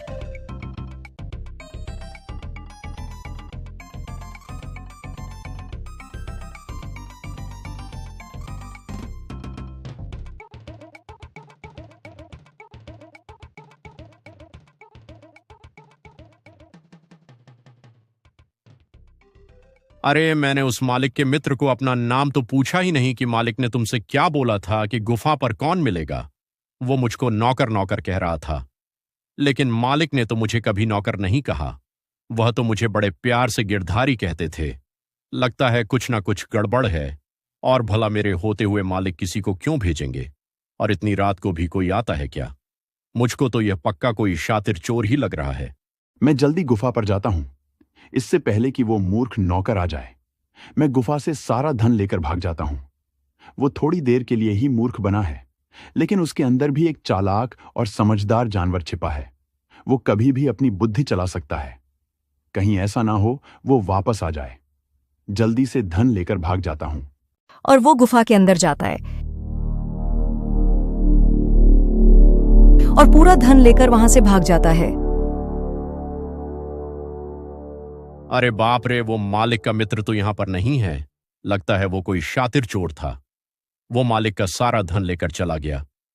अब मालिक मुझको जीवित नहीं छोड़ेगा। अब मैं क्या करूं? एक काम करता हूं, गहरी नींद में सोने का नाटक करता हूं। अरे गिरधारी, तेरी लेट तक सोने की आदत अभी गई नहीं है। खड़ा हो जा और मेरे लिए नाश्ते का बंदोबस्त कर। देख सूरज कितना चढ़ाया है, जल्दी जाग जा। अरे गिरधारी, तुझको भला नाटक करने की क्या जरूरत पड़ गई? मेरे साथ प्रैंक करने की सलाह है क्या तुम्हारी? वो मालिक, मैं सो नहीं रहा था। वो तो मैं सोने का नाटक कर रहा था। प्रैंक तो मेरे साथ वो रात वाला चोर कर गया मालिक। क्या कहा तुमने? तुम्हारे होते हुए चोर कैसे आ गया? मैंने तुमसे कहा था कि एक रात सोना मत, फिर चोर कैसे आ गया? अरे मालिक, वो चोर मुझसे कई गुना ज्यादा शातिर था। उसने मुझसे कहा कि मुझको तुम्हारे मालिक ने भेजा है तुम्हारी रखवाली करने के लिए, कि तुम गुफा पर पहरा देते हो या नहीं, और उसने मुझको फल लेने के लिए भेज दिया। और वह शातिर चोर आपका सारा इकट्ठा किया हुआ धन लेकर भाग गया। अरे मूर्ख गिरधारी, तूने मेरे वर्षों की मेहनत को एक रात में लुटा दिया। मैं अभी तुझको मजा चखाता हूं। और मुखिया जी ने गिरधारी के ऊपर हमला कर दिया। अरे मालिक, मुझको छोड़ दो, मेरी गर्दन को मत दबोचो। तुम्हारे जबड़े में बहुत खतरनाक दांत हैं, मेरी गर्दन को काट देंगे। मुझको छोड़ दो मालिक, मुझको छोड़ दो। और गिरधारी वहां से जान बचाकर भाग गया। अरे, आपको क्या लग रहा है कि मेरे मालिक मुझे जान से मारना चाहते थे? बिल्कुल भी नहीं। वो तो मेरे लिए उनका प्यार था। मैंने उनके जीवन भर की पूंजी को एक रात में लुटा दिया था ना, इसीलिए मालिक ने मुझको थोड़ा सा पीटा था, वरना मालिक मुझसे बहुत प्यार करते हैं। हाँ। जंगल में ऐलान हो रहा था। सभी शेर सिंह के पास पहुंचे। पूरा साल बीत चुका है और नए राजा का चुनाव होना है। मुझे राज करते हुए पूरे 10 साल हो चुके हैं। अब मैं चाहता हूं कि इस जंगल को एक नया राजा मिले। इसलिए आप में से जो भी उम्मीदवार होगा, नाम बताएं। शेर सिंह अपने एक बहुत बड़ा फैसला ले लिया है। हमें कुछ समझ नहीं आ रहा है। आप कुछ दिनों की मोहलत दीजिए ताकि हम एक अच्छा उम्मीदवार खड़ा कर सकें। शेर सिंह ने सबकी बातें समझी और फैसले को कुछ दिनों के लिए टाल दिया। अरे मेरे करण अर्जुन, मुझे यह बताओ कि क्या मैं भी चुनाव में हिस्सा ले सकता हूँ? क्या मैं चुनाव में खड़ा हो जाऊं? बिल्कुल भाई, तुम खड़े होंगे तो जरूर जीत जाओगे। तुम्हारे खौफ से तो कोई जंगल का जानवर इलेक्शन में खड़ा भी नहीं होगा। लोमड़ी सही कह रही है भाई, आप खड़े हो जाइए। एक बार आप राजा बन गए तो खूब खाने को मिलेगा। नए नए शिकार बैठे बैठे खूब ऑर्डर करेंगे। अरे क्या ऑर्डर करेंगे? यहाँ कोई फूड डिलीवरी वाला नहीं आता है जो तुम्हारे लिए नए नए शिकार ले आए। हमें खुद ही शिकार करना पड़ेगा। जंगल का यही नियम है। हम सारे नियम बदल देंगे। एक बार आप राजा तो बनिए। ठीक है, मैं इलेक्शन में खड़ा होऊंगा। एक बार तुम दोनों सभी उम्मीदवारों के पास जाओ, देखो वह किस उम्मीदवार का चयन कर रहे हैं। अगर उम्मीदवार कोई बेईमान होगा तो हम उसे खरीद लेंगे। दोनों बाकी जानवरों के पास पहुंचे। वहां पर सब लोग आपस में छोटी सभा कर रहे थे। मुझे लगता है कि इस बार हमें कोई शांत, दयालु और बुद्धिमान उम्मीदवार का चयन करना चाहिए। बिल्कुल ही सही बात बोली आपने। मेरे नजर में तो एक उम्मीदवार है संध्या बकरी व मीठा बोलती है, सबकी बात समझती है और बुद्धिमान भी है, क्यों ना हम उसे ही अपना उम्मीदवार बनाएं। सभी लोग राजी हो गए और वह लोग शेर के पास पहुंचे। सभी लोग राजी हो गए और वह लोग शेर के पास पहुंचे। हम लोगों ने संध्या बकरी को ही अपना उम्मीदवार बनाया है, वही इस पद के लिए खड़ी होगी इलेक्शन में। मुझे मंजूर है, लेकिन कोई विरुद्ध में भी तो खड़ा होना चाहिए। मगर लगता है कि कोई और खड़ा नहीं होना चाहता है। क्या कोई उम्मीदवार खड़ा होना चाहेगा? अरे बिल्कुल बिल्कुल, हमारा बड़ा भाई गिरधारी भेड़िया भी इलेक्शन में खड़ा होना चाहता है। हम उसके लिए फॉर्म भरेंगे। अब जंगल में 2 उम्मीदवार खड़े थे, एक तरफ जिसे सभी जानवरों ने चयन किया था और दूसरी तरफ लालचियों का ग्रुप है।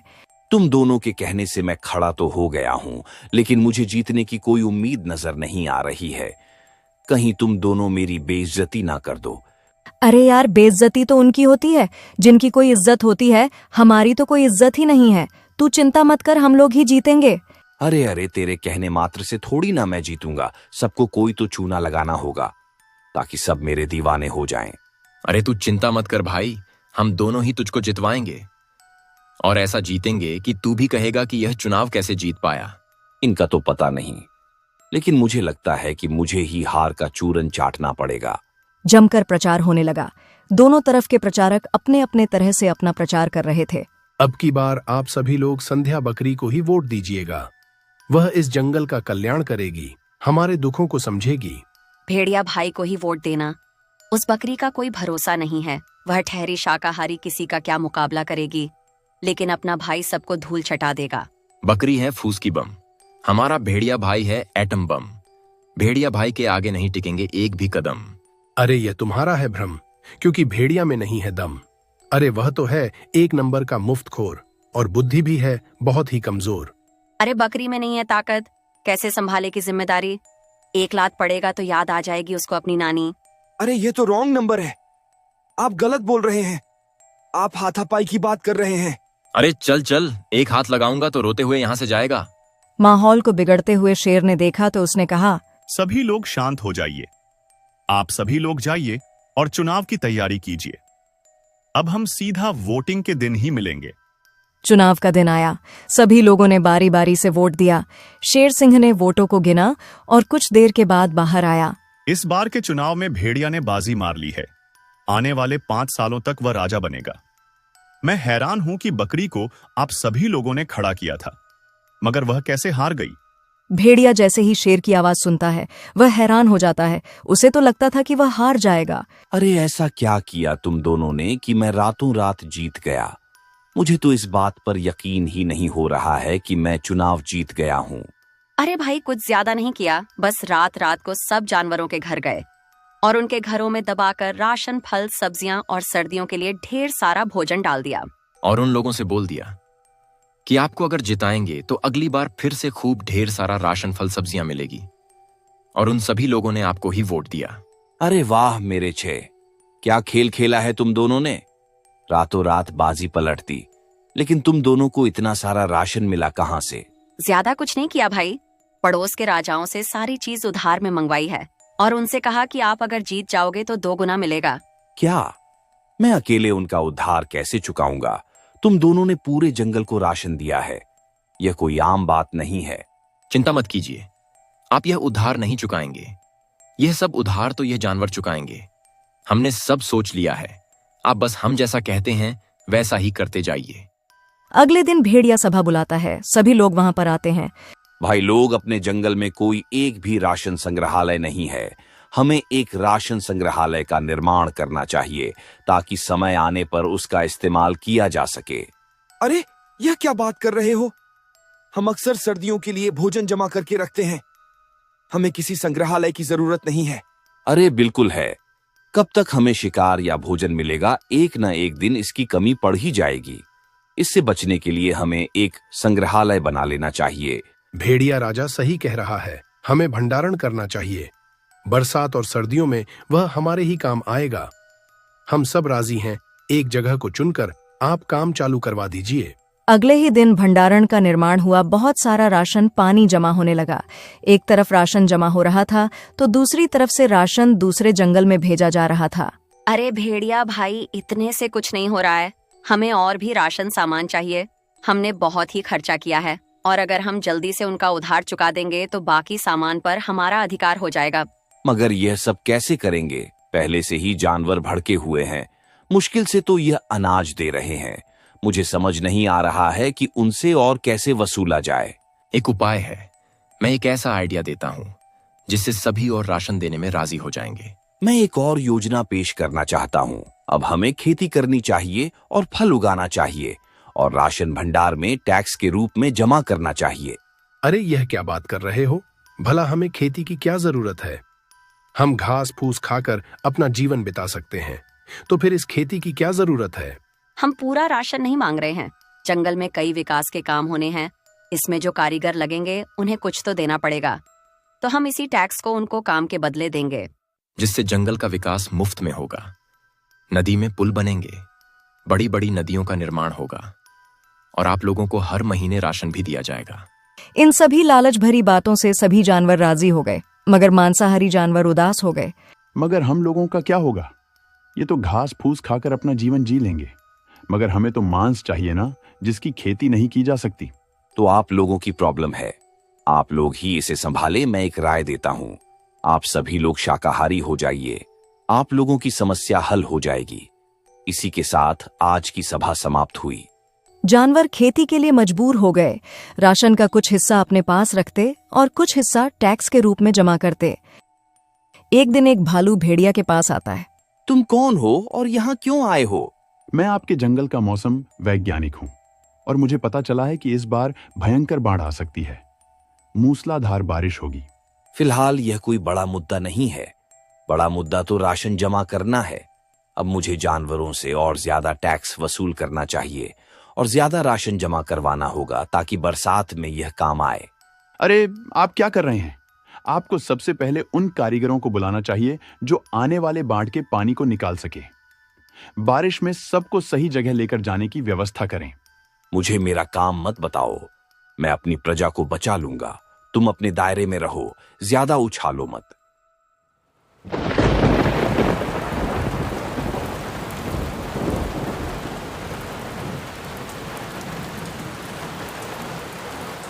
पानी जंगल में भरने लगा है। मुझे तो डर है, कहीं बाढ़ तो नहीं आ रही है।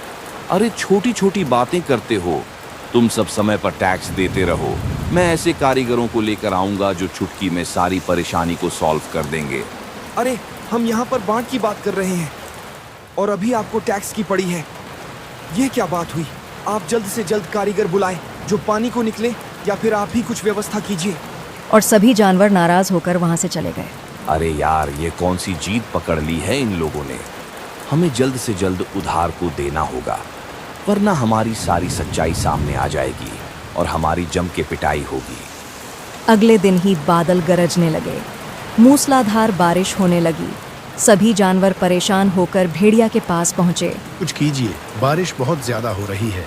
बाढ़ आने की संभावना बहुत ज्यादा है। कुछ ठिकाना ढूंढिए। अभी भी वक्त है। सभी मुझे और राशन टैक्स दीजिए। मैं और कारीगर को बुलाऊंगा जो इस बाढ़ से हम लोग को बाहर निकाल देंगे।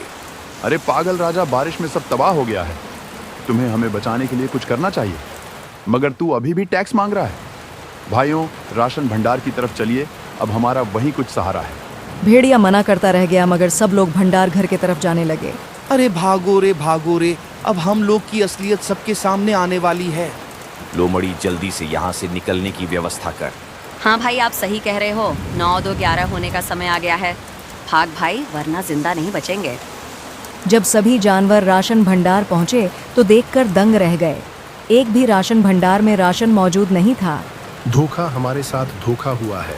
हमारी मेहनत इन तीनों ने बर्बाद कर दिए। बोल रहे थे कि मुसीबत में काम आएगी, मगर एक भी राशन नहीं है। अब हम क्या करें? ना राशन बचा है, ना ही ऐसी जगह बची है जहां बाढ़ से बचा जाए। तभी शेर सिंह वहां पहुंचता है और कहता है, मेरे साथ चलो, मैं एक जगह जानता हूँ जहाँ सबकी जान बच सकती है। अभी चलो। शुक्रिया शेर सिंह, आपने हम लोगों की जान बचा ली, वरना उस भेड़िया ने तो हमें ऊपर पहुंचाने की पूरी कोशिश कर ली थी। इन सब के पीछे आप लोग ही जिम्मेदार हैं। आप लोगों ने थोड़े थोड़े राशन के लालच में आकर उसे भेड़िया को राजा बना दिया। आप लोगों ने एक बार भी उसकी योग्यता, बुद्धि और उसकी सोच के बारे में जांच नहीं किया, जिसके कारण आप लोगों को एक दुष्ट राजा मिला। आप सही कह रहे हैं।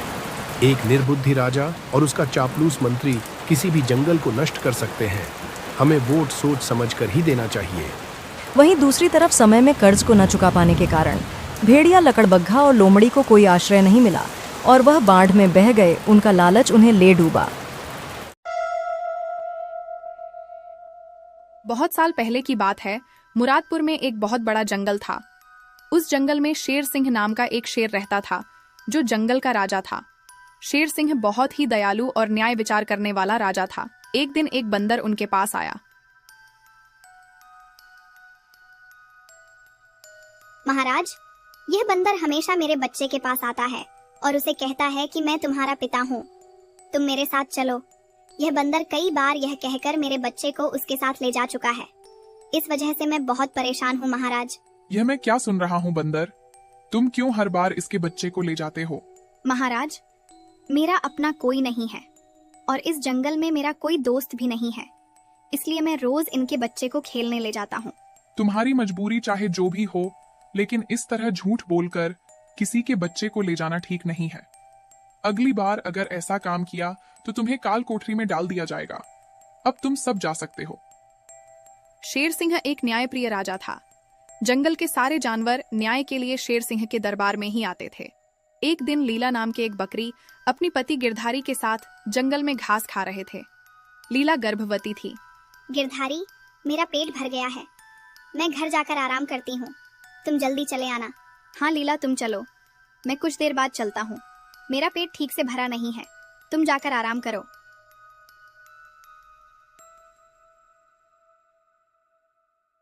फिर वह मन ही मन कहता है, लीला गर्भवती है, ज्यादा देर करना ठीक नहीं होगा, मुझे जल्दी से उसके पास जाना होगा। जल्दी जल्दी घास खाकर गिरधारी अपने घर की ओर जाने के सोचता है। तभी उसके सामने एक खोखर भेड़िया आ जाता है। अरे वाह, बहुत दिनों बाद मुझे ताजा बकरा खाने को मिलेगा, बड़ा मजा आएगा। अरे भेड़िए, तुम यहाँ क्यों आए हो? तुम जानते हो ना, इस जंगल में किसी और जानवरों के इलाके में जाना मना है। ये हमारे जंगल का नियम है। हाँ पता है, क्या कर लोगे तुम? जो करना है कर लो, मैं नहीं जाऊंगा। जंगल के कानून जानते हो, फिर भी तुम बकरे के इलाके में क्यों आए हो? मैं कहता हूँ चले जाओ यहाँ से, वरना शेर सिंह के पास ले जाऊंगा। मैं यहाँ आया हूँ, यह बात मैं जानता हूँ, तुम जानते हो, लेकिन शेर सिंह नहीं जानता। अगर मैं तुम्हें खा जाऊंगा तो शेर सिंह को बताएगा कौन कि मैं बकरे के इलाके में आकर एक बकरे को खा गया। शेर सिंह के जंगल में एक कानून था कि कोई भी प्राणी शेर सिंह के अनुमति के बिना किसी और प्राणियों के इलाके में नहीं जा सकता था। क्यों रे बकरा, अब डर लगा? अब मैं तुझे खा जाऊंगा, तू मरने के लिए तैयार हो जा। इतना कहकर भेड़िया हमला करने के लिए आगे आया। तब गिरधारी चिल्लाने लगा, बचाओ बचाओ, कोई बचाओ मुझे, ये भेड़िया मुझे मार डालेगा। बचाओ बचाओ, कोई बचाओ मुझे, ये भेड़िया मुझे मार डालेगा। गिरधारी की चिल्लाने की आवाज सुनकर लीला दौड़कर जंगल में जाती है और जाकर देखती है कि भेड़िया गिरधारी को अपने पैरों में दबा कर रखा है। ये सब देखकर लीला घबरा जाती है और डर के मारे चिल्लाने लगती है, बचाओ बचाओ, कोई मेरे पति को बचाओ, एक भेड़िया उसे मार रहा है। लीला की आवाज सुनकर एक भालू और एक सियार वहां पर आ जाते हैं। भालू को आता देखकर भेड़िया सीनू को छोड़कर चला जाता है। भालू पास आकर गिरधारी को देखकर कहता है, अरे लीला बहन, गिरधारी तो मर चुका है, भेड़िए ने इसे मार दिया है। यह सुनकर लीला जोर जोर से रोने लगती है।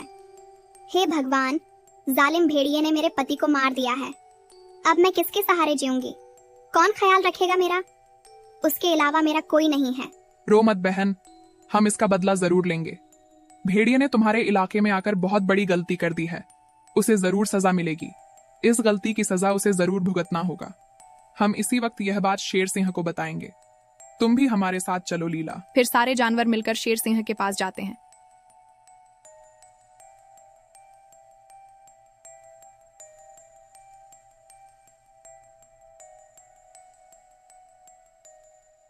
शेरराज भेड़िए ने जंगल के कानून को तोड़ा है, उसे सजा मिलना चाहिए। शेर सिंह के दरबार में न्याय मिलता है। बताओ क्या हुआ है? तुम सब परेशान क्यों हो? महाराज भेड़िए ने बकरे के इलाके में घुसकर लीला के पति को मार दिया है। महाराज, मैं गर्भवती हूँ, अब मैं किसके सहारे जीऊंगी? मुझे इंसाफ चाहिए। तुम्हें इंसाफ मिलेगी हिरनी, उस भेड़िए को सख्त से सख्त सजा दिया जाएगा। सियार, तुम जाओ और उस भेड़िए को दरबार में लेकर आओ। राजा के आदेश सुनकर सियार ने भेड़िए को बुलाने के लिए उसके घर में जाता है। उस समय भेड़िए के माता पिता भी घर में मौजूद थे। तुम मेरे बेटे को शेर सिंह के दरबार में क्यों ले जाना चाहते हो? क्या किया है इसने?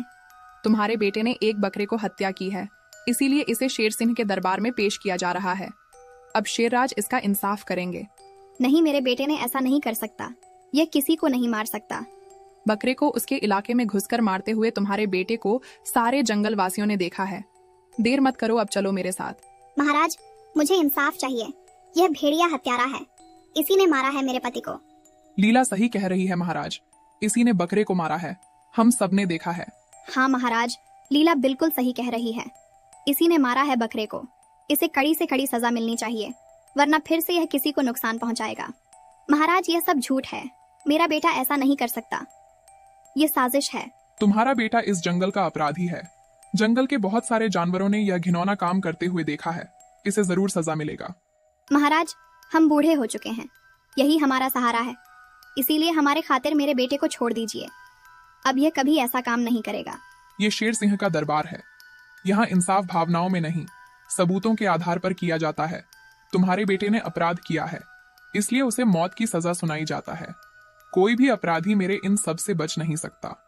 फैसला होते ही शेराज के सिपाही भेड़िए को लेकर चले जाते हैं।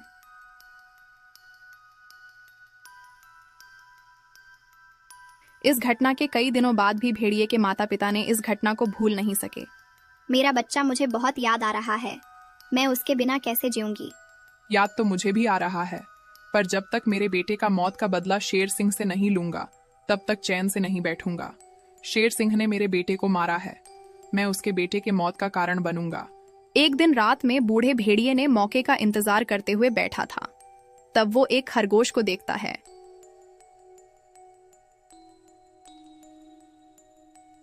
फिर खरगोश को मारकर शेर सिंह के बेटे के गुफा के सामने रख देता है। फिर सुबह होते ही जंगल के कुछ जानवरों को इकट्ठा करके शेर सिंह के बेटे के खिलाफ इल्जाम लगाता है। फिर शेर सिंह के दरबार में जाता है। महाराज, मेरे बेटे पर बकरे को मारने का इल्जाम लगाकर आपने उसे मौत की सजा दिए थे। अब आपके बेटे के ऊपर खरगोश को मारने का इल्जाम है। बताइए, आप उसे क्या सजा देंगे? सारे बात सुनकर शेर सिंह अपने सिपाहियों से कहता है, मेरे बेटे को दरबार में लेकर आओ। मैं उसके मुंह से सारी बात सुनना चाहता हूँ। कुछ ही देर में सैनिकों ने शेर सिंह के बेटे को दरबार में हाजिर करता है। मेरे बेटे, तुम पर खरगोश को मारने का इल्जाम है। क्या तुम कबूल करते हो? नहीं पिताजी, मैंने किसी को नहीं मारा है। यह गलत बात है। मैं बेगुनाह हूँ। मेरा बेटा भी चिल्ला चिल्ला कर यह बात बोला था कि मैं बेगुनाह हूँ, लेकिन उसकी बात किसी ने नहीं सुना था। पर अब जब खुद के बेटे की बारी आई, तब आपका न्याय कहाँ गया महाराज? मुझे भी इंसाफ चाहिए। अपना जबान संभल कर बात करो। यह शेर सिंह का दरबार है। यहाँ सिर्फ इंसाफ होता है। वो मेरा बेटा ही क्यों ना हो, कोई भी दोषी नहीं बच सकता। जब दरबार में बातें चल रही थीं, तब शेर सिंह का एक जासूस उनके पास आकर कुछ कहता है। फिर शेर सिंह खुश होकर कहता है, तुम्हें याद है, तुम्हारे बेटे को सजा देते वक्त मैंने एक बात कहा था कि फैसले भावनाओं में बहकर नहीं, सबूतों के आधार पर किया जाता है। याद है तुम्हें यह बात? हाँ महाराज, याद है। फिर भी मैं कह रहा हूँ, सबूत मैं खुद हूँ। मैं सबूत पेश करता हूँ। अगर मेरा बेटा दोषी है तो उसे भी वही सजा मिलेगी जो तुम्हारे बेटे को मिला था। लेकिन सबूत कह रहा है दोषी मेरा बेटा नहीं, तुम हो भेड़िए। क्या मैं सही कह रहा हूँ ना? यह झूठ है महाराज, यह सरासर झूठ है। आपको किसी ने मेरे खिलाफ झूठ बोला है। यही सच है। तुमने अपने बेटे की मौत का बदला लेने के लिए मेरे बेटे को फंसाने का साजिश की है, मगर तुम नाकाम हो गए। नाकाम हो गया? ये आप क्या कह रहे हैं महाराज? क्या नाकाम हो गया? सबूत पेश किया जाए। असली घटना उन्हीं के मुंह से सुन लो। शेर सिंह के सैनिक ने 2 उल्लू को बुलाता है। दोनों उल्लू ने उस रात जो देखा था सारी बात शुरू से बताते हैं। फिर वो दोनों उड़कर चले जाते हैं। सारे बात सुनकर बूढ़े भेड़िए का होश उड़ जाता है। फिर शेर सिंह कहता है, पूरे जंगल में जिस तरह से हर रोज कुछ ना कुछ हादसा हो रहा है, इसलिए मैंने जंगल के सारे उल्लू को जगह जगह पर निगरानी के लिए बैठा दिया है, जिस कारण आज तेरी चाल नाकामयाब हो गया भेड़िया। मुझे माफ कर दीजिए महाराज, अब कभी ऐसा काम नहीं करूंगा। मुझे माफ कर दीजिए। ये शेर सिंह का दरबार है। यहाँ माफ सिर्फ बेगुनाहों का किया जाता है। गुनहगारों को सिर्फ सजा सुनाई जाती है। फिर बूढ़े भेड़िए को भी मौत का सजा सुनाई जाती है। शेर सिंह का न्याय देखकर सारे जंगलवासी बहुत खुश होते हैं।